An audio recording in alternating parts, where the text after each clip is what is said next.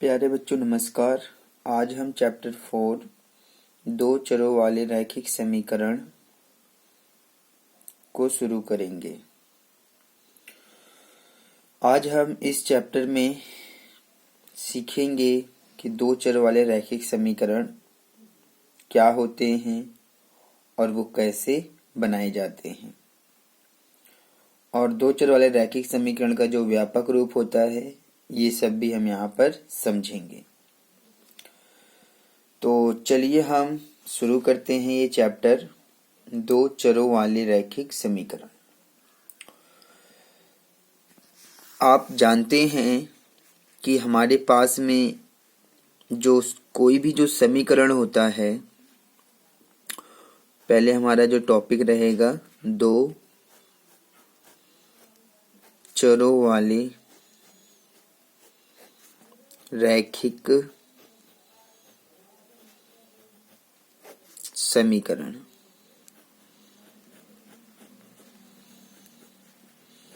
जब हम इस हेडिंग को ध्यान से देखेंगे तो इसके अंदर हमें चर, रैखिक और समीकरण ये शब्द हमें मिलते हैं। सबसे पहले हम इन शब्दों को समझ लेते हैं कि चर क्या होते हैं।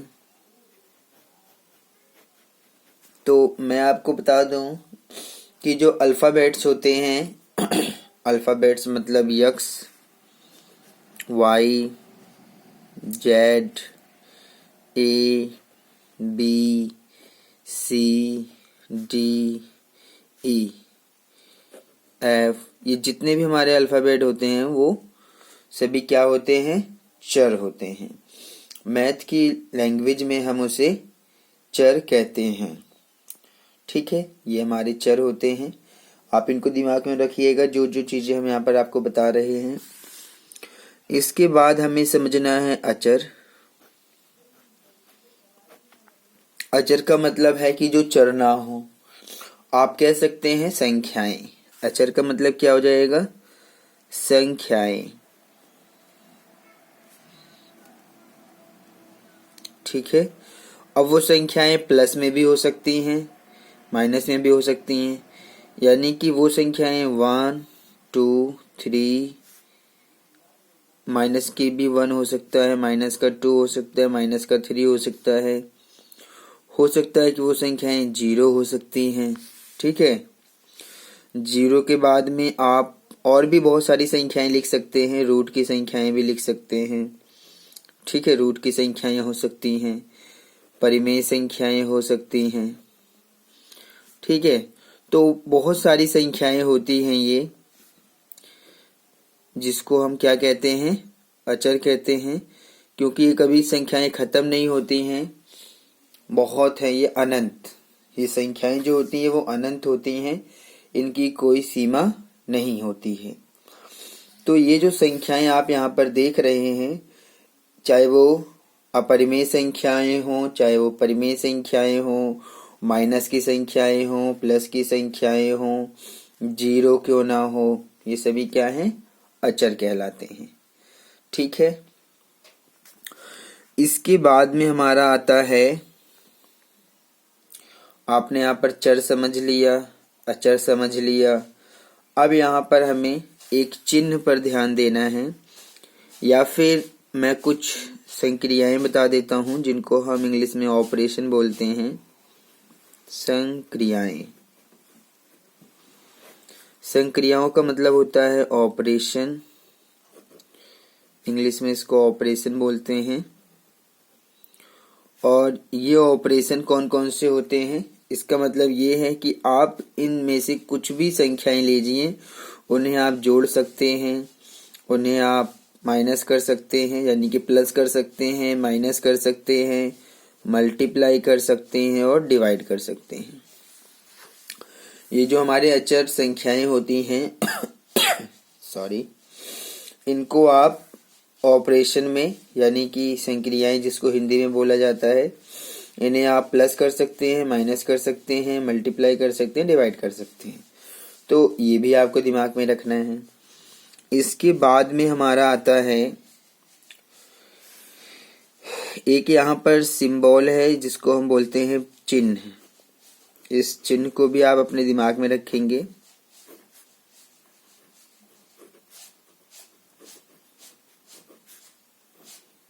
ये जो सिंबल है वो ये है बराबर का निशान। कौन सा सिंबल है ये? बराबर का निशान है ये। इसको भी आप अपने दिमाग में रखेंगे, ठीक है। तो ये हमारे पास में बराबर का भी निशान है।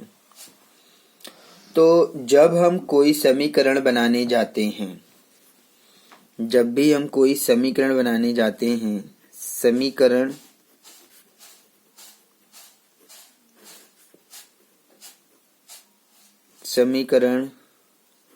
को बनाना, जब भी हम कोई समीकरण बनाने जाते हैं तो इन समीकरणों में हमें चरों का प्रयोग करना है, अचर का प्रयोग करना है, इन operation plus minus multiply divide का प्रयोग करना है, और जो सिंबल है, चिन्ह है, वो बराबर का निशान है, इसका भी प्रयोग करना है। तो इनका प्रयोग करके हम कोई भी समीकरण बना सकते हैं। चलिए मैं यहाँ पर समीकरण बना के दिखाता हूँ। मान लीजिए मैंने यहाँ से एक चर लिया x, फिर मैंने यहाँ से एक ऑपरेशन ले लिया प्लस, और फिर मैंने यहाँ से एक संख्या ले लिया 7 और बराबर कर दिया। बराबर का निशान भी मैंने लिया है, ध्यान दीजिए, सिंबल बराबर कर दिया 10 के। तो ये हमारे पास में एक समीकरण है। क्या है ये? एक समीकरण है। इसमें कितने चर हैं? केवल एक चर है। कौन सा है? x। अगर आप इस समीकरण को ध्यान से देखेंगे तो x यहाँ पर चर है, 7 यहाँ पर अचर है, बराबर का निशान है, प्लस निशान हमने यहाँ पर प्रयोग किया है, संक्रिया जिसको बोला जाएगा, और बराबर 10 मैंने लिखा है, ये भी एक अचर है। तो इस प्रकार से आप यहाँ पर देख सकते हैं कि यहाँ पर जो चर है वो x है और केवल एक चर है। कितने चर हैं? केवल एक चर हैं। तो आप कह सकते हैं, एक चीज और है, इस समीकरण में जो चर है उसकी पावर कुछ भी नहीं है तो एक माना जाएगा, ठीक है ना। इसका मतलब ये हुआ कि जो घात है, चर हम कह सकते हैं कि जो घात है वो कितनी है? एक है। तो अगर किसी चर की घात एक है, अगर किसी समीकरण में चर की घात एक होती है तो उसे हम बोलते हैं रैखिक। क्या बोलते हैं? रैखिक बोलते हैं। इस बात को आप दिमाग में रखेंगे कि अगर चर की घात एक है, मैं यहाँ लिख देता हूँ, अगर चर की घात एक है तो उसका मतलब होता है कि वो रैखिक है। चाहे वो समीकरण कोई भी हो, आप कोई भी समीकरण लीजिए, अगर उसमें जो चर है, चर x भी हो सकता है, y हो सकता है, z हो सकता है, p q r कुछ भी हो सकता है चर, उस चर की अगर घात एक है तो उस चर की घात एक को हम बोलते हैं रैखिक। इसके ऊपर फोकस कीजिए, ध्यान दीजिए। रैखिक का मतलब क्या है कि कोई भी जो समीकरण है उसके अंदर चर की घात एक है तो उसको हम रैखिक बोलेंगे, ठीक है। तो अब क्योंकि ये एक समीकरण है जिसके अंदर चर है, इसकी पावर एक है, एक चर है, तो इसको हम बोलेंगे एक चर वाला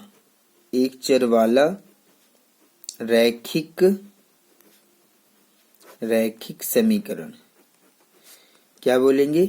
एक चर वाला रैखिक समीकरण। तो इस प्रकार से आप जितना चाहें उतने समीकरण बना सकते हैं। अगर मैं और एग्जांपल देना चाहूं तो आप दूसरा चर ले लीजिए, y ले सकते हैं। चिन्ह यहाँ से आप चाहे प्लस ले या माइनस लें, माइनस संख्या कुछ भी लीजिए। मान लीजिए मैंने 2 लिया है, बराबर कर दिया मैंने 5 के। तो ये भी एक चर वाला रैखिक समीकरण है, ठीक है ना। क्या है ये?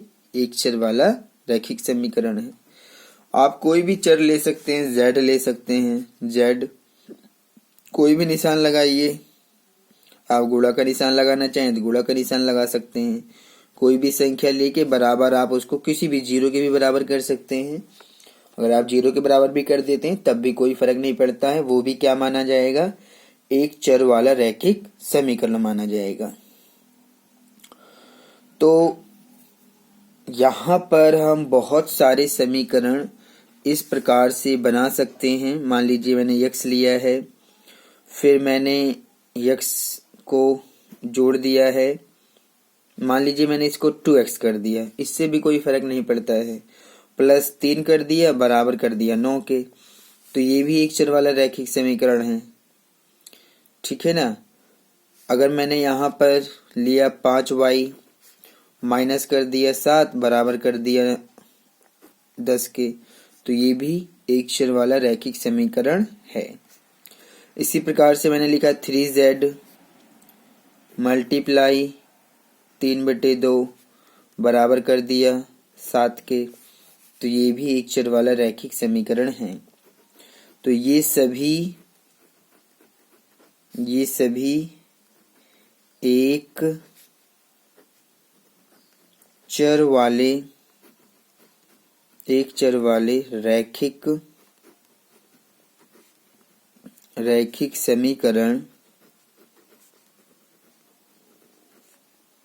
रैखिक समीकरण है।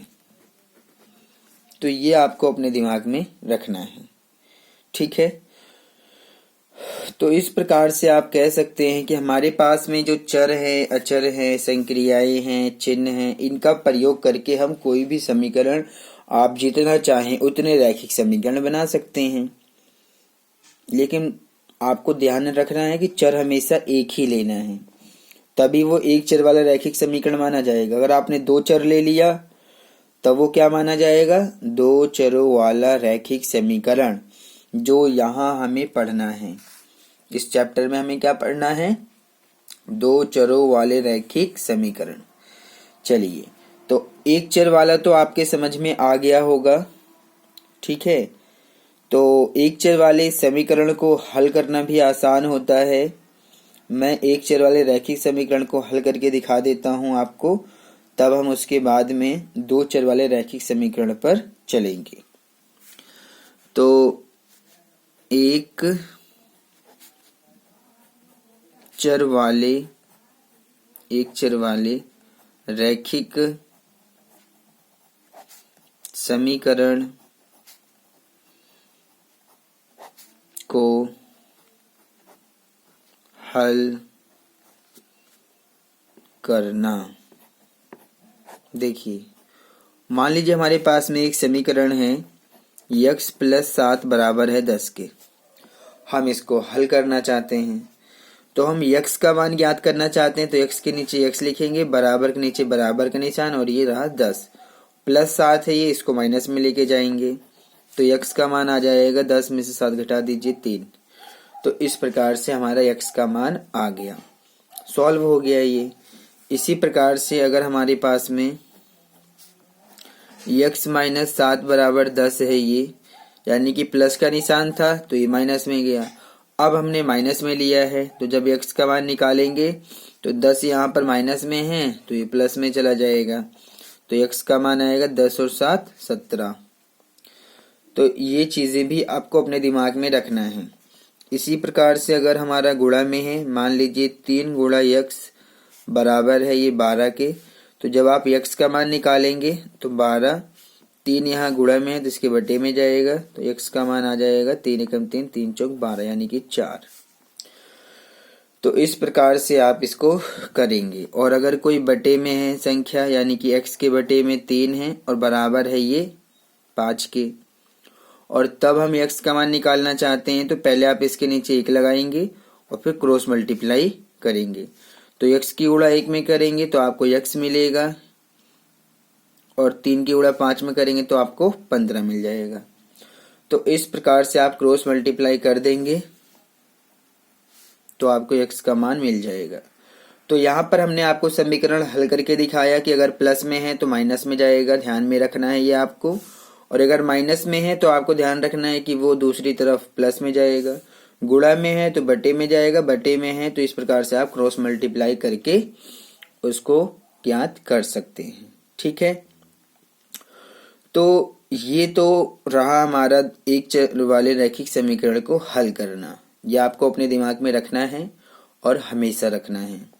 ठीक है, ताकि आप अच्छे से इन क्वेश्चनों को समझ पाएं और इसको सॉल्व कर पाएं। मैं थोड़ा सा और एग्जांपल ले लेता हूं। कभी कभी इस प्रकार के समीकरण आ जाते हैं 2x + 3 बराबर हो जाता है 5 के। तो ऐसी कंडीशन में भी ज़्यादा कुछ होता नहीं है समीकरण में, आप इसको वैसे ही हल करेंगे जैसे बाकियों को हल कर रहे हैं। जैसे कि जब हम x का मान निकालेंगे तो पहले 2x बराबर लिखेंगे हम 5 के, और जो प्लस का 3 है वो माइनस में जाएगा। अब आप 5 में से 3 घटा देंगे तो आपको 2 मिलेगा और यहाँ पर रहेगा 2x। यहाँ से जब x का मान निकालेंगे तो 2 इसके साथ में यहाँ पर गुणा में माना जाएगा और इसके बटे में आ जाएगा। तो 2 से 2 आप काट देंगे तो आपको x की वैल्यू मिल जाएगी 1। ठीक है, वैसे तो आपको 1/1 मिला है, लेकिन नीचे वाला 1 नहीं लिखा जाता है, इसलिए आप केवल 1 लिखेंगे। तो इस प्रकार से भी आप समीकरण को हल कर सकते हैं, आपको कोई प्रॉब्लम नहीं होनी चाहिए।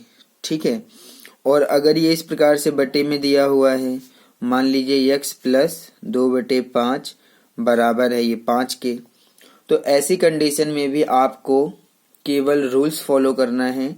जब आप x की वैल्यू निकालेंगे तो x बराबर 5, ये जो 2/5 प्लस में है तो ये माइनस में चला जाएगा 2/5, और आप इसमें से घटा दीजिए। तो यहाँ पर आप एलसीएम ले सकते हैं। तो x बराबर 5 और 1 का एलसीएम लेंगे तो आपको 5 मिलेगा। इस 5 को इस 1 से भाग करिए तो आपको 5 मिलेगा। 5 की गुणा 5 में करेंगे तो ये रहा 25, माइनस 5 को 5 से भाग करेंगे 1 आएगा, 1 की गुणा 2 में करेंगे 2, यानी कि x की वैल्यू हमें मिलेगी 25 में से 2 घटा देंगे 23 और बटे में 5। तो इस प्रकार से आप इसको देख सकते हैं कि हमारे जो समीकरण है वो बहुत ही इजीली सॉल्व हो जाएंगे। और जब मैं आपको समीकरण सॉल्व करवाऊंगा, हल ज्ञात करवाऊंगा, तो आपको मैं कैलकुलेशन करके दिखाऊंगा। आप कैलकुलेशन, बच्चे जो होते हैं वो कैलकुलेशन को डिफिकल्ट समझते हैं, जिसकी वजह से उनको प्रॉब्लम फेस करना पड़ता है। ये जो कैलकुलेशन किया जाता है, समीकरण को हल किया जाता है, सभी इक्वेशंस को सॉल्व करने का सेम प्रोसीजर होता है, सेम मेथड होता है। आप इनको केवल अभ्यास करके ही समझ सकते हैं। आप केवल समीकरण पर ध्यान दीजिए कि उसको हल कैसे किया जा रहा है। अगर कोई चीज प्लस में है तो जब हम दूसरी साइड ले जाते हैं तो उसका चिन्ह कैसे बदल रहा है, और उसके बाद में उसको किस प्रकार से सिंप्लीफाई करके उसमें हम x की वैल्यू फाइंड कर रहे हैं। जब आप इन सभी चीजों को ऊपर ध्यान देते हैं तो आप समीकरण को हल करना आसानी से सीख जाते हैं। अब हम आते हैं एक और 7th पॉइंट लिया मैंने। मान लीजिए ये इस प्रकार से है x -8 और बराबर है ये 10 के। तो जब आप x का मान निकालेंगे 10, -8 इधर प्लस में चला जाएगा और x का मान आ जाएगा 18। एक और ले लेते हैं, जगह बचा हुआ है इसको भी। तो मान लीजिए हमारे पास में x माइनस में प्लस में 7 बराबर है ये 8 के। तो जब आप x का मान निकालेंगे तो 7 प्लस में तो माइनस में जाएगा और घटाने पर हमें 1 मिल जाएगा। तो इस प्रकार से मैंने यहाँ पर कुछ समीकरणों को हल करके दिखाया है। आप इनको अच्छे से समझिए और किस प्रकार से किया जाएगा इसको ध्यान में रखिए। अब ये तो हमारा सब एक चर वाले रैखिक समीकरण हैं। हमें इस चैप्टर में सीखना है 2 चरों वाले रैखिक समीकरण। हमें क्या सीखना है, हमारा जो इस चैप्टर में सीखना है, हमारा जो टॉपिक है वो है 2 चरों वाले रैखिक समीकरण। तो ये भी आपको समझना, आपके लिए समझना बहुत इजी है, बहुत आसान है, क्योंकि रैखिक आप समझ चुके हैं, समीकरण भी जान चुके हैं कि कैसे बनाया जाता है। 2 चर में लेना है। तो जब हम 2 चर लेते हैं या 2 चरों वाले रैखिक समीकरण की बात करते हैं तो उसमें हम चरों की संख्या 2 लेते हैं, यानी कि हम एक साथ एक समीकरण में 2 चर रखेंगे। वो आप x y रख सकते हैं, y z रख सकते हैं, या फिर a और b रख सकते हैं, c और d रख सकते हैं, पी क्यू रख सकते हैं, टी एस रख सकते हैं। ये आपके ऊपर डिपेंड करते हैं कि आप दो चर कौन सा लेना चाहते हैं। मान लीजिए मैंने एक समीकरण बनाने के लिए यहाँ मैंने दो चर लिया और इन दोनों के बीच में प्लस का निशान लगाया और बराबर कर दिया मैंने इसको 7 के। तो ये दो चरों वाला एक रैखिक समीकरण है। इसी प्रकार से अगर मैंने दूसरा समीकरण लिया x और y में, इनके बीच में मैंने माइनस लगाया और बराबर कर दिया मैंने 10 के, तो ये भी एक दो चरों वाला रैखिक समीकरण है। इसी प्रकार से मैंने यहाँ पर लिया x, यहाँ मैंने गुणा का निशान लगाया और गुणा y करके बराबर कर दिया 18 के, तो ये भी एक दो चर वाला रैखिक समीकरण है।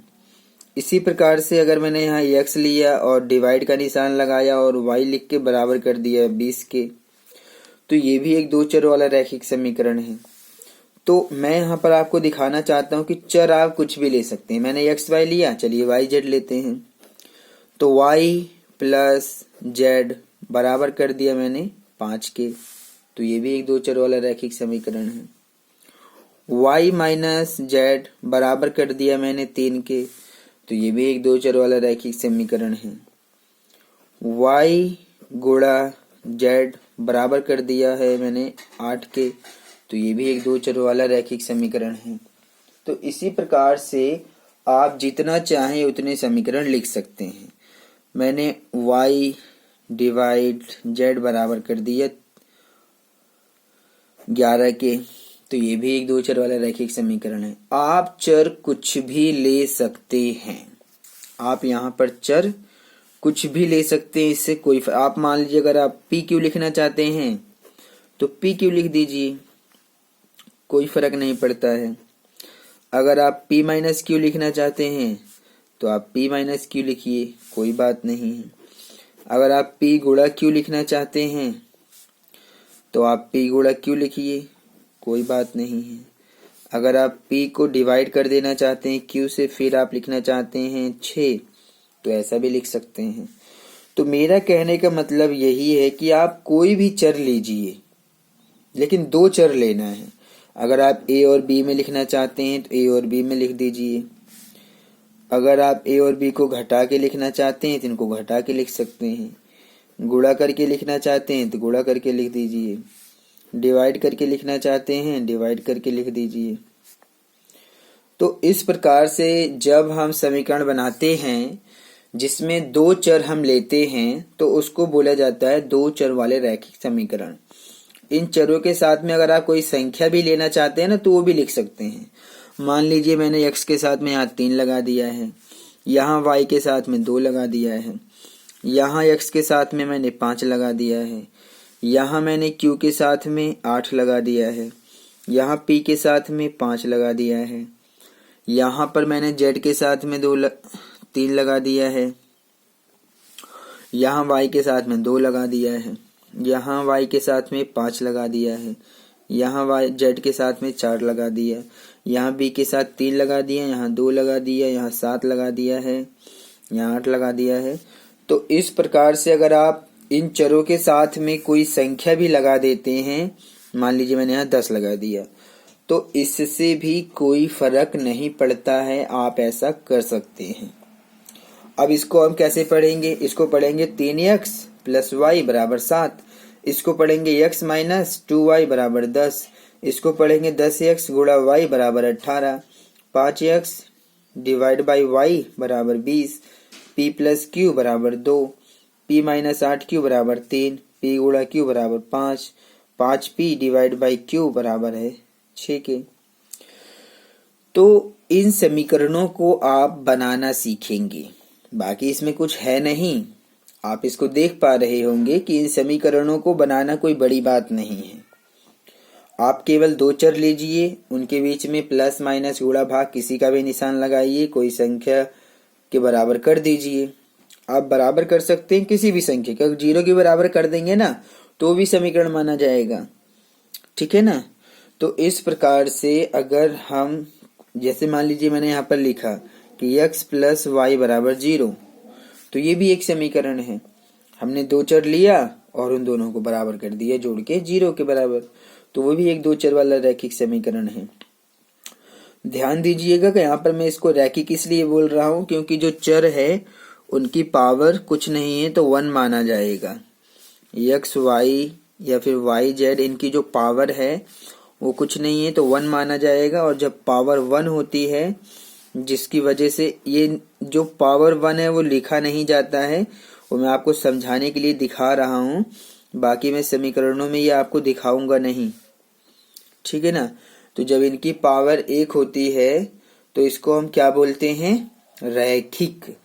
कोई भी दो चर वाला रैखिक समीकरण हम इसको तभी बोलेंगे जब इसमें चर की पावर 1 होगी, चाहे वो यक्स हो, वाई है, जेड है, पी क्यू आर कुछ भी हो। अगर उसमें चर की पावर 1 है, दोनों ही चरों की मैं बात कर रहा हूं, ऐसा नहीं है कि किसी एक चर की कुछ और हो दूसरे चर की कुछ और हो, दोनों ही चरों में पावर हमेशा 1 होनी चाहिए, तभी आप उसको रैखिक बोलेंगे।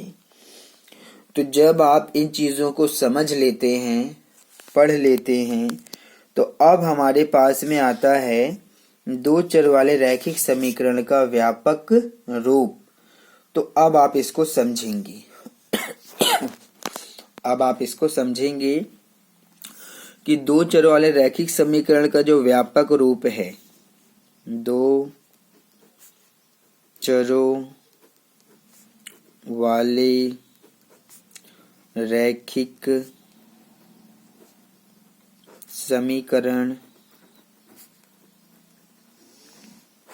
का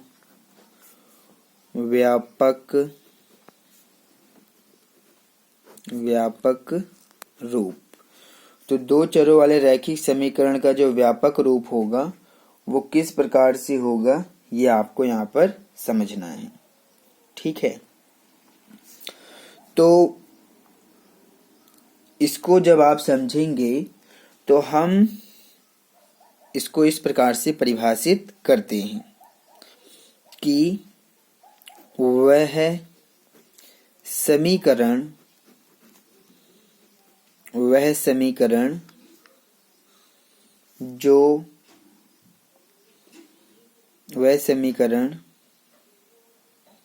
जिसे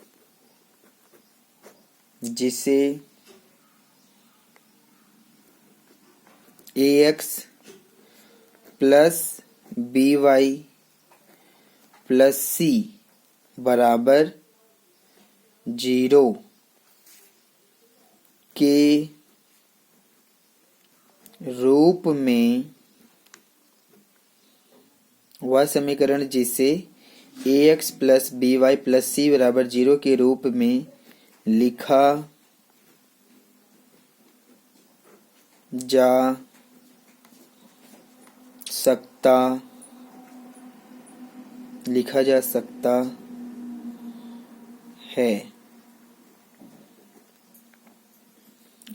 सकता है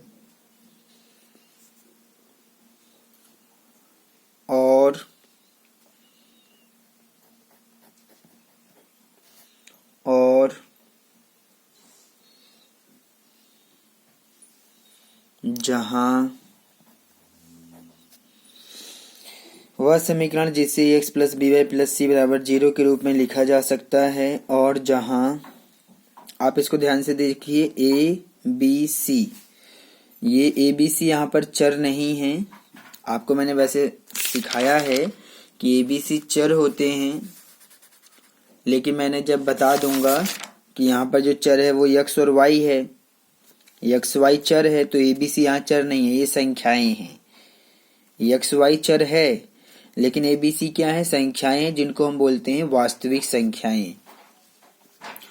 और जहां ए कॉमा बी कॉमा सी वास्तविक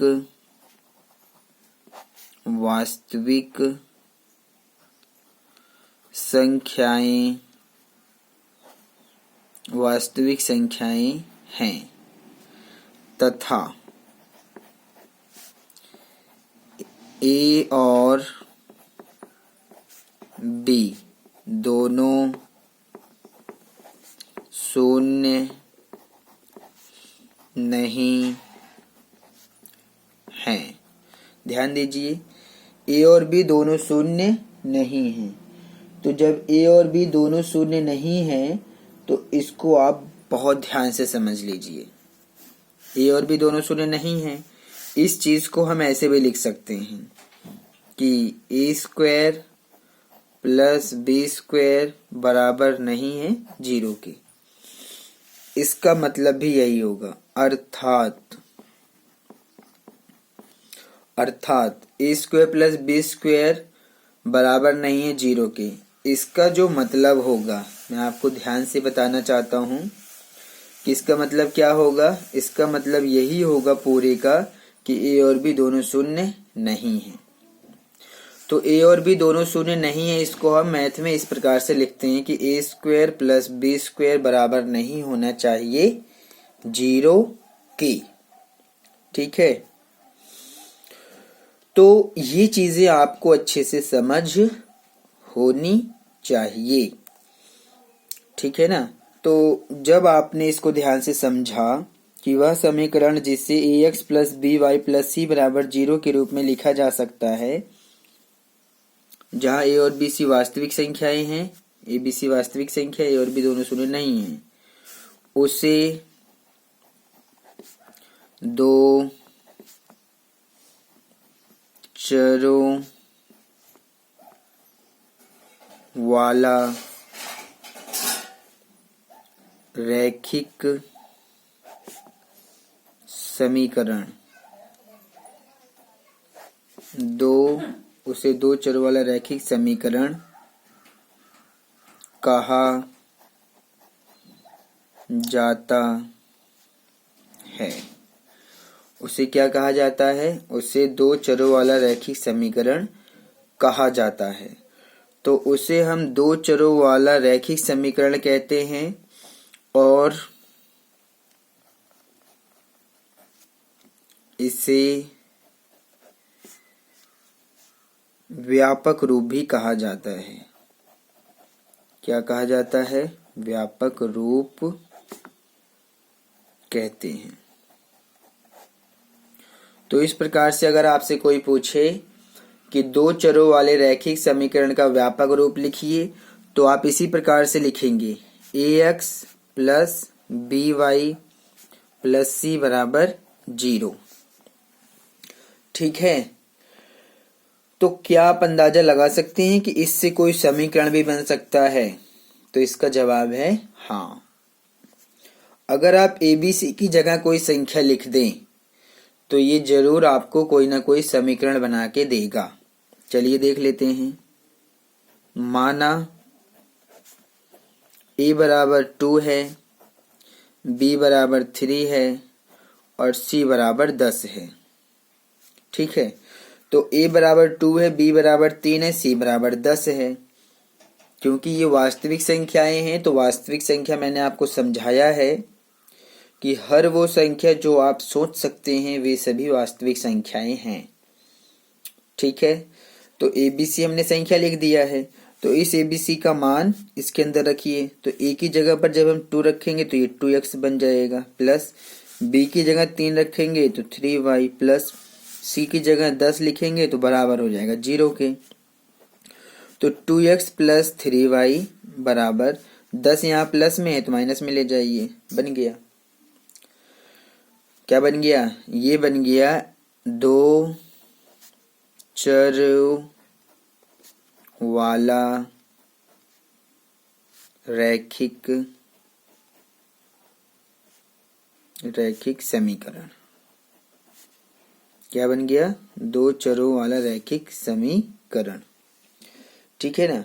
तो मेरा कहने का मतलब ये है कि कोई भी जो दो चरों वाला रैखिक समीकरण, उसका जो व्यापक रूप है ABC, इसमें आप a का मान b और c का मान कुछ भी रखिए। a का मान आप कुछ भी रख सकते हैं, b का मान कुछ भी रख सकते हैं, c का मान कुछ भी रख सकते हैं, और मान रख के आप जितना चाहें उतना समीकरण बना सकते हैं। समझ में आ गई बात आपको?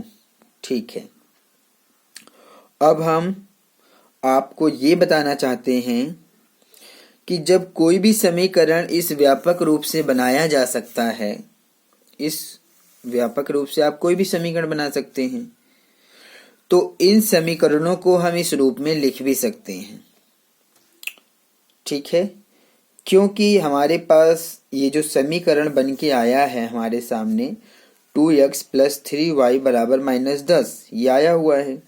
ये समीकरण कहाँ से आया है? इसी व्यापक रूप में हमने a का मान 2 रखा, b का मान 3 रखा, c का मान 10 रखा है। और जब हमें समीकरण मिला तो वो 2x प्लस 3y बराबर -10 मिला।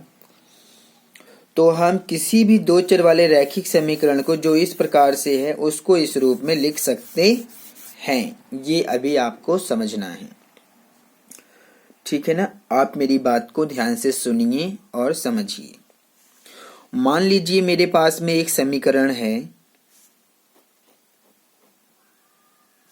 मैं आपको अब हमारा जो टॉपिक है वो इस प्रकार से है कि किसी दिए हुए समीकरण को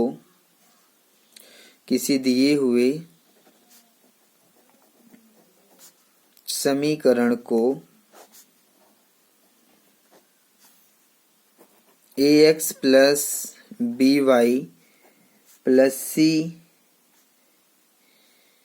बराबर 0 के रूप में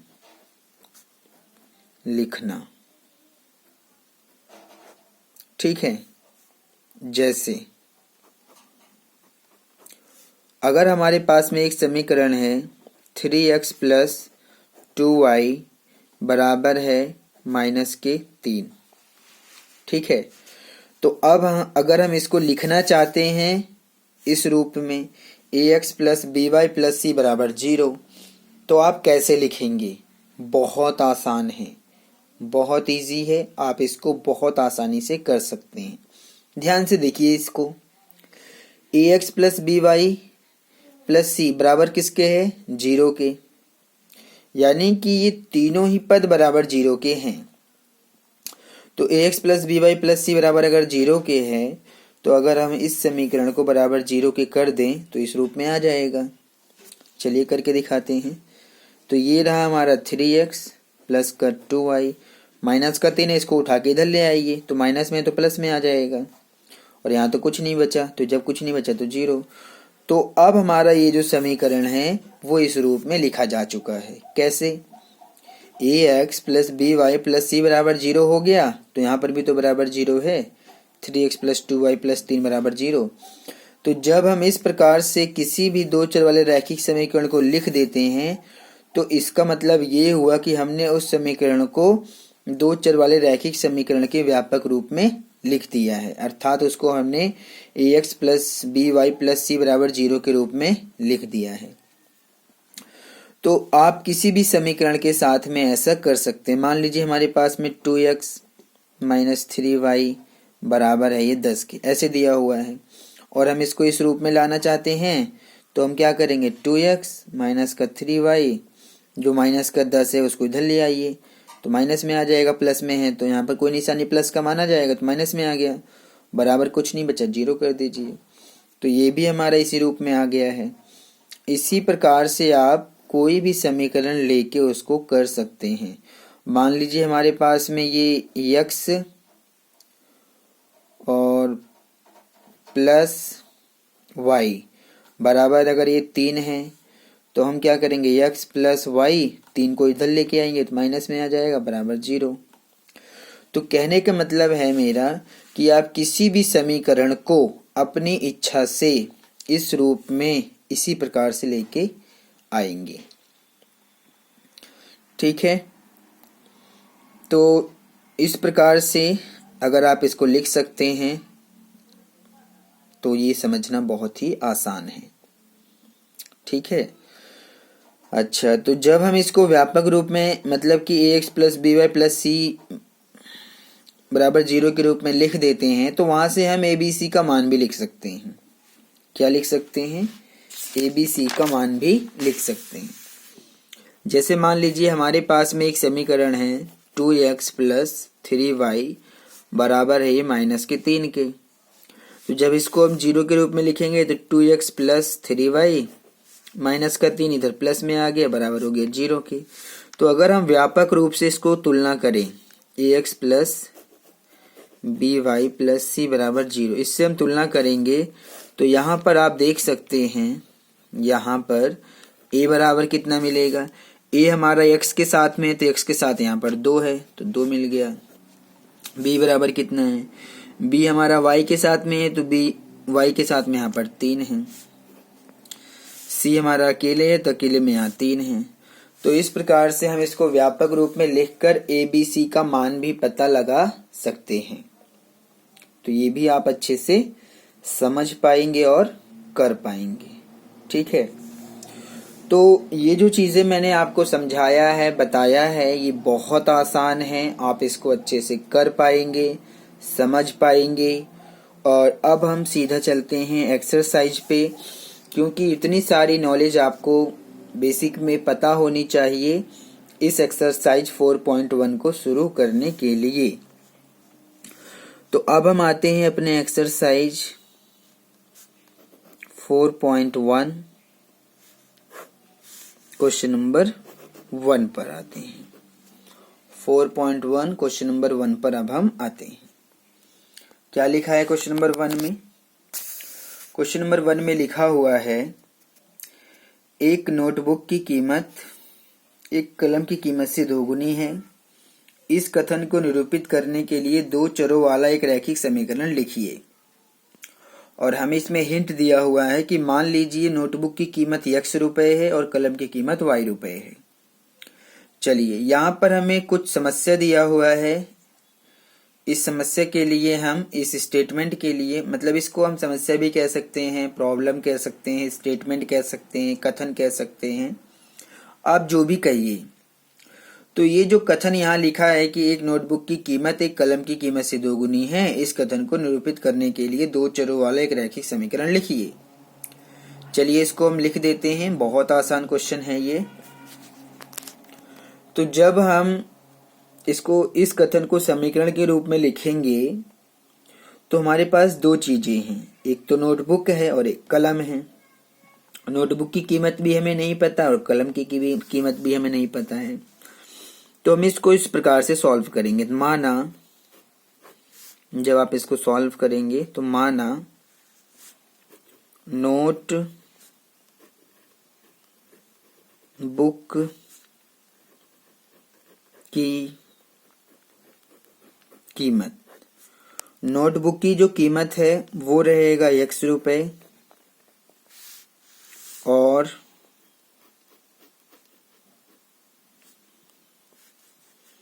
कलम की कीमत, कलम की कीमत आ गया y रुपए। ठीक है ना। अब हम इसको प्रश्नानुसार लिखेंगे। प्रश्नानुसार क्या लिखेंगे आप उसको ध्यान से देखिए। हमारे पास नोटबुक की कीमत क्या है, x है, बराबर कलम की कीमत क्या है, y है। कौन किसका दोगुना है इसको आप ध्यान से समझेंगे, बड़े ध्यान से समझेंगे। क्वेश्चन में हमें साफ साफ लिखा हुआ है कि एक नोटबुक की जो कीमत है वो कलम की कीमत से दोगुनी है। नोटबुक की कीमत यानी कि ये जो नोटबुक की कीमत है वो कलम की कीमत से दोगुनी है। आप नॉर्मली ऐसे भी समझ सकते हैं कि कलम और नोटबुक में महंगा कौन सा होगा, नोटबुक महंगा होगा, कलम सस्ता होगा। कलम होगा 5 रुपए या 10 रुपए का, नोटबुक हो सकता है 20 रुपए का हो, 50 रुपए का हो, तो ज्यादा कीमत इस नोटबुक की है। तो इसका मतलब क्वेश्चन में कह भी रहा है कि जो नोटबुक की कीमत है, यानी कि ये जो नोटबुक है, ये जो नोटबुक है उसकी जो कीमत है वो कलम की कीमत से दोगुनी है, यानी कि हमें इसका दोगुना करना पड़ेगा। तो इसका दोगुना करने का मतलब है कि आप यहाँ पर इसको दोगुना करेंगे। नोटबुक की कीमत आपको दोगुनी करनी पड़ेगी, क्योंकि क्वेश्चन में साफ साफ कहा गया है कि जो नोटबुक की कीमत है वो कलम की कीमत से दोगुनी है। तो इसकी कीमत को जब आप दोगुना करेंगे तो ये x का क्या हो जाएगा, 2x हो जाएगा। दोगुने का मतलब होता है कि आप उसको 2 से गुणा कर दें। दोगुने का मतलब क्या होता है, दो गुने का मतलब होता है 2 से गुणा करना। 2 गुना का मतलब होता है 2 से गुणा। तो जिस प्रकार से जब हम x को 2 से गुणा कर देंगे तो ये बन जाएगा 2x बराबर y। ठीक है, तो अगर आप इसको ध्यान से देखेंगे तो y इधर प्लस में है तो इधर माइनस में आ जाएगा। अब तो बराबर कुछ नहीं बचेगा तो आप बराबर 0 कह सकते हैं। तो यही है हमारा इस कथन को व्यक्त करने के लिए समीकरण। या तो आप ये लिख दीजिए या तो फिर आप ये लिख दीजिए 2x माइनस वाई बराबर 0। ये जो समीकरण है, ये समीकरण इस कथन को व्यक्त करता है। इस कथन को व्यक्त करने के लिए इस पहले जो फर्स्ट क्वेश्चन है उस कथन को व्यक्त करने के लिए हमने यहाँ पर 2 चरों में रैखिक समीकरण बना लिया है। और कैसे बनाया है वो आपके सामने है। इसको आप अच्छे से समझिए और उसको ध्यान में रखिए कि किस प्रकार से हमने इसको पढ़ा, कैसे इसको समझा और किस प्रकार से इसका समीकरण बना दिया। ठीक है, तो अगर आप इसको ध्यान देंगे तो मुझे पूरा विश्वास है कि आप इसको अच्छे से समझ पाएंगे। ठीक है, अब हम आगे बढ़ते हैं अपने क्वेश्चन नंबर 2 की तरफ। क्वेश्चन नंबर 2 में क्या कहा गया है? क्वेश्चन नंबर 2 में कहा गया है निम्नलिखित रैखिक समीकरणों को ax plus b y plus c बराबर 0 के रूप में व्यक्त कीजिए और प्रत्येक स्थिति में a b c के मान बताइए। तो ये तो बहुत इजी क्वेश्चन आ गया। अभी हम इसके ऊपर बात कर रहे थे कि किसी समीकरण को हम बराबर 0 के रूप में यानी कि ax plus b y plus c बराबर 0 के रूप में कैसे लिखेंगे। तो हमारे पास में 1 से लेके 8 पॉइंट है, इनको तो हम बड़े आसानी से कर लेंगे। चलिए फटाफट हम इन समीकरणों को इस रूप में लिख देते हैं। किस रूप में? ax plus b y plus c बराबर 0 के रूप में लिख देते हैं और हमें यहाँ पर ए बी सी का मान भी बताना है। तो इसको तो हम बहुत बड़े आसानी से कर पाएंगे। चलिए फटाफट कर लेते हैं। क्वेश्चन नंबर 2 का जो हमारा फर्स्ट पॉइंट है वो हमें दिया है। क्या दिया है? 2x प्लस 3y बराबर दिया है 9.3। 5 के ऊपर हमें बार भी लगा के दिया है। कोई बात नहीं है। जब हम इसको ध्यान से देखेंगे और हमें इसको किस रूप में लिखना है? ax plus b y plus c बराबर 0 के रूप में लिखना है। तो इसको बराबर 0 कर दीजिए, इसको उठा के इधर लाइए, यानी कि 2x प्लस का 3y। इसको आप देखेंगे तो प्लस में है तो माइनस में आ जाएगा। माइनस का 9.35 के ऊपर बार बराबर 0। ठीक है, तो यहाँ पर जब आप इसको तुलना करके देखेंगे, इससे तुलना करेंगे इसकी, तो आपको a का मान मिलेगा। कितना? a किसके साथ है? x के साथ में है, तो x के साथ में तो यहाँ 2 है तो 2 मिला। b बराबर b है y के साथ में, तो y के साथ में यहाँ 3 है। c यहाँ अकेला है, तो अकेले में यहाँ पर क्या है? माइनस 9.35 माइनस 9.35 उसके ऊपर बार भी लगाना है। हो गया फर्स्ट पॉइंट। बहुत इजी है, कर पाएंगे आप, आसान है। आगे बढ़ें। चलिए आगे बढ़ते हैं। तो ये रहा हमारा सेकंड पॉइंट। क्या दिया है? सेकंड पॉइंट हमें दिया है x माइनस वाई बटे में है 5 माइनस 10 बराबर 0। सेकंड इक्वेशन हमें ये दिया हुआ है। ठीक है, तो इसको जब आप ध्यान से देखेंगे तो ऑलरेडी इस रूप में है। ये इक्वेशन, ये समीकरण ऑलरेडी इस रूप में है, यानी कि बराबर 0 चाहिए हमें, तो बराबर 0 पहले ही रखा हुआ है ये तो इसमें हमें केवल ए बी सी का मान रखना है। यहाँ पर कुछ नहीं, 1 ले लीजिए। ठीक है, तो यहाँ पर ए का मान क्या होगा? ए का मान होगा जो x के साथ में, तो यहाँ तो x के साथ में क्या है? कुछ नहीं, तो 1। b का मान देखिए, b है y के साथ में, तो y के साथ में यहाँ पर है 1 ऊपर है और बटे में 5 है, यानी कि 1/5। c का मान रखिए, c अकेला है, अकेला यहाँ पर माइनस का 10 है। तो ये हो गया हमारा सेकंड पॉइंट। बहुत इजी है, फटाफट इसको सॉल्व कर लेते हैं। ये तो बड़े आसानी से हो जाएगा, आप इसको कर पा रहे होंगे। चलिए थर्ड पॉइंट लेते हैं। थर्ड पॉइंट दिया है माइनस का 2x प्लस का 3y बराबर है 6 के। ये दिया है हमारा थर्ड पॉइंट, ठीक। -2x प्लस 3y बराबर 6। तो बराबर 6 बराबर 0 बनाइए इसको भी। तो ये रहा माइनस का 2x प्लस का 3y प्लस का 6 है, उठा के इधर लाइए, तो प्लस में तो माइनस में आ गया, बराबर 0। अब आप यहाँ पर मान रख दीजिए। तो जब आप इसको ध्यान से देखेंगे तो यहाँ पर आपको a बराबर क्या मिलेगा, a बराबर मिलेगा, a किसके साथ है, x के साथ में, तो यहाँ पर x के साथ में तो माइनस का 2 है, तो a का मान -2 मिला। b बराबर b है y के साथ में, तो y के साथ में तो यहाँ पर 3 है। अच्छा, प्लस का निशान नहीं लिखा जाता है, ध्यान दीजिएगा। प्लस का निशान अगर आप लगा भी देते हैं तब भी कोई प्रॉब्लम नहीं है, और वैसे लिखा नहीं जाता है। लेकिन माइनस का निशान कंपलसरी है लिखना, बहुत जरूरी है, उसको आप जरूर लिखेंगे। c बराबर, c अकेला है, अकेला यहाँ पर तो माइनस का 6 है, तो माइनस का 6 लिख दीजिए, ठीक है। फोर्थ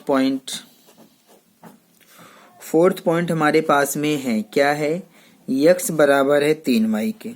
बस ये दिया हुआ है हमें।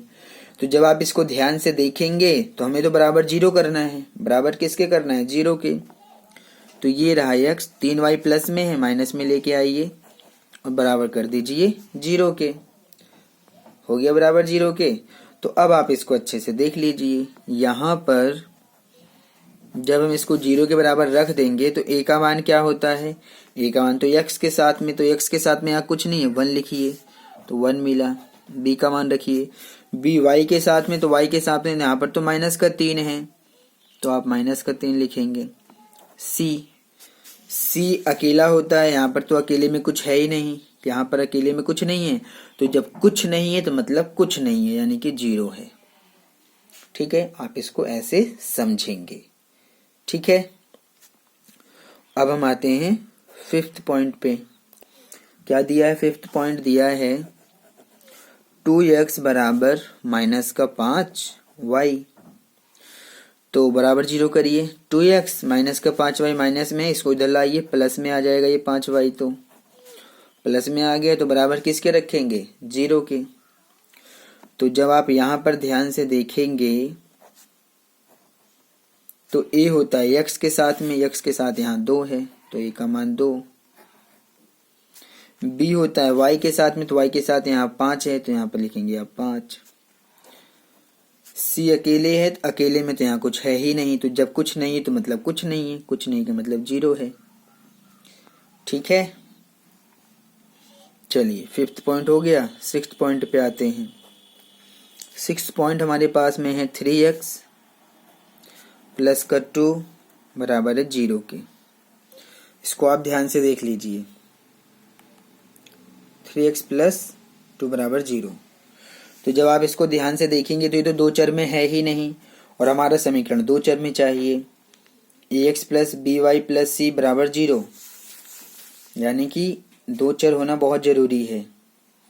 अभी ये समीकरण इस रूप में नहीं है, यानी कि बराबर 0 तो है, मतलब देखिए x इसमें भी है, x इसमें भी है, y इसमें है, लेकिन y इसमें नहीं है। बराबर 0 है वो तो ठीक है, लेकिन इसके अंदर हमें y भी लाना पड़ेगा। तो किसी समीकरण में हम इस तरह से तो कुछ ला नहीं सकते हैं, तो आपको यहाँ पर समझना पड़ेगा।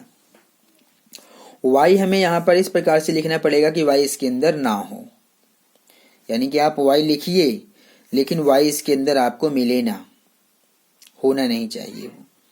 तो किस प्रकार से लिखना सही होगा कि y हम लिख भी दें इसके अंदर और y इसके अंदर हो भी ना। तो आप ऐसे लिख सकते हैं 3x प्लस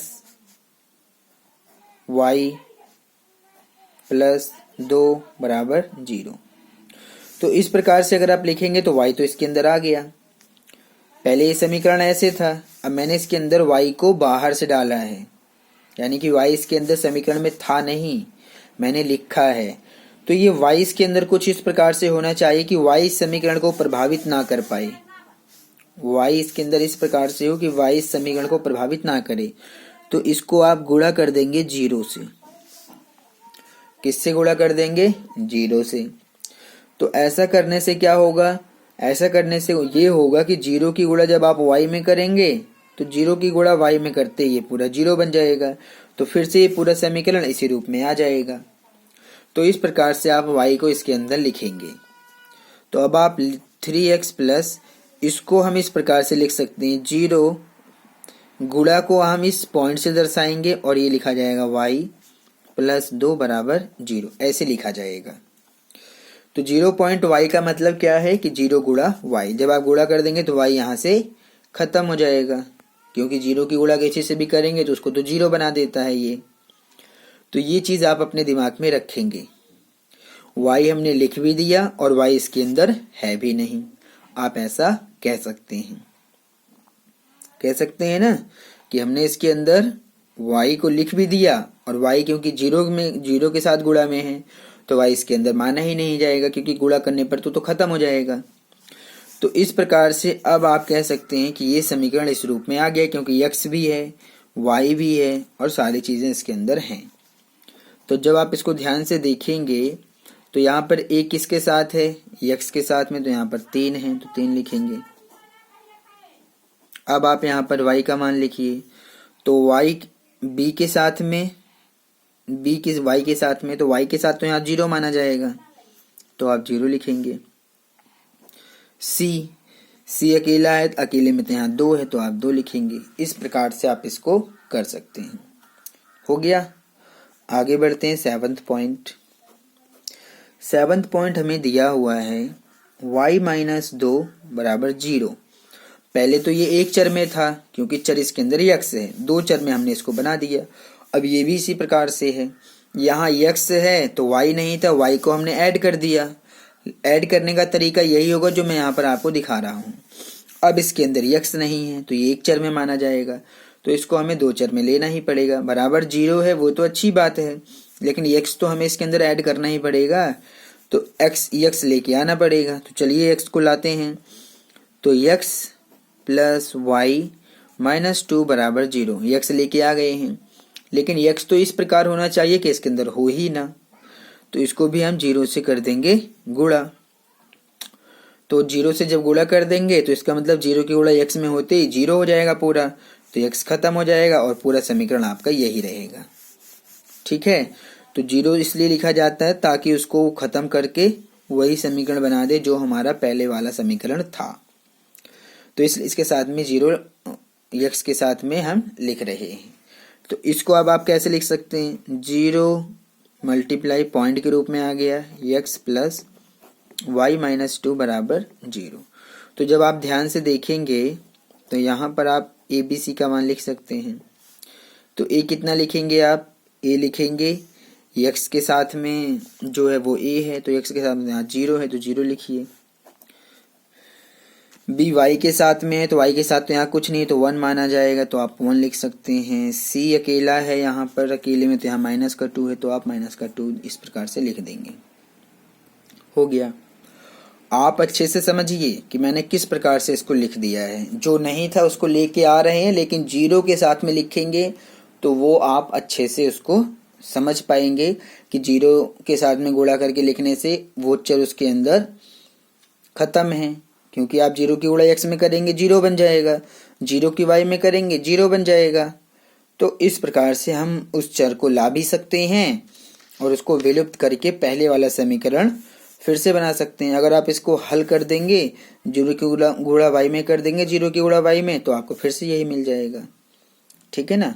तो इस प्रकार से हम इसको यहाँ पर लिख सकते हैं। आप इसको ध्यान से समझ लीजिए। एक लास्ट पॉइंट है ये, 8 पॉइंट है ये, लास्ट है ये, इसको और कर लेते हैं। इसमें दिया है कि 5 बराबर 2x।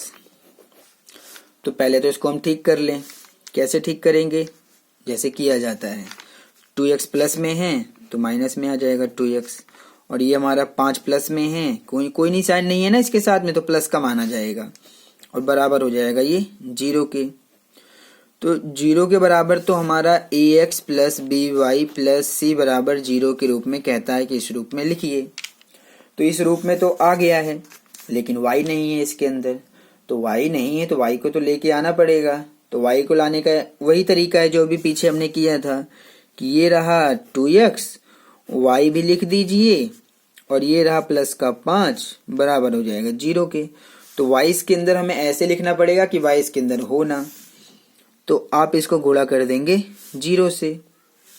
तो अब ये बन जाएगा माइनस का 2x प्लस 0.y प्लस 5 बराबर 0। अब इसके अंदर चर x और y दोनों हैं, इस रूप में आ गया है, बराबर 0 है, बराबर 0 के आ गया है। तो अब आप यहाँ पर ABC का मान भी लिख दीजिए। तो यहाँ पर जब आप ध्यान से देखेंगे तो A होता है जो x के साथ में है, तो यहाँ पर तो माइनस का 2 है, तो माइनस 2। B होता है जो y के साथ में है, तो y के साथ में यहाँ 0 है। C होता है जो अकेले हो, अकेला यहाँ पर 5 है। तो इस प्रकार से हमारा ABC का मान हो गया। तो हमारा जो एक्सरसाइज 4.1 है वो कंप्लीट सॉल्व हो गया है। इसमें बस 2 ही क्वेश्चन हैं। मैंने बहुत इजीली और बहुत ही आसानी से क्वेश्चन नंबर 1 और 2 को कंप्लीट सॉल्व कर दिया है। मैंने अच्छे से चीज़ों को एक्सप्लेन किया है। आप यहाँ पर एक्सरसाइज 4.1 में मुझे नहीं लगता कि आपको कोई प्रॉब्लम होगी। अब आप इसको अच्छे से पढ़ सकते हैं, समझ सकते हैं, कर सकते हैं, ठीक है ना। मैंने बहुत ही बारीकियों से, बहुत ही छोटी छोटी चीज़ों को मैंने आपको यहाँ पर समझा दिया है, बता दिया है। और जो एक्सरसाइज 4.1 है ये भी हमारे कंप्लीट हो गया है। अब हम अपने नए वीडियो में एक्सरसाइज 4.2 को पढ़ेंगे। तो इस प्रकार से मैंने यहाँ पर चीज़ों को बहुत अच्छे ढंग से आपको समझाया है, बारीकियों को भी मैंने आपको एक्सप्लेन किया है, ठीक है। तो अगर आप इसको ध्यान से देखेंगे तो आप इसकी बातों को अच्छे से जान सकते हैं, समझ सकते हैं। बस केवल आप अभ्यास करिए और किस प्रकार से हम इसको कर रहे हैं इसके ऊपर ध्यान दीजिए और उसको समझने का प्रयास कीजिए।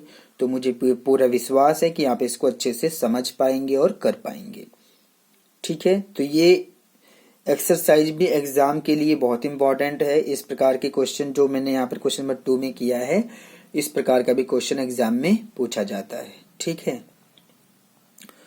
तो इस प्रकार से हमारा जो एक्सरसाइज था ये 4.1 कंप्लीट हो गया है। अगर आपको हमारा ये चैनल पसंद आता है तो आप इसको लाइक, शेयर और सब्सक्राइब कीजिए। जल्द ही हम अपने नए वीडियो के साथ फिर आपसे मुलाकात करेंगे। तब तक के लिए धन्यवाद।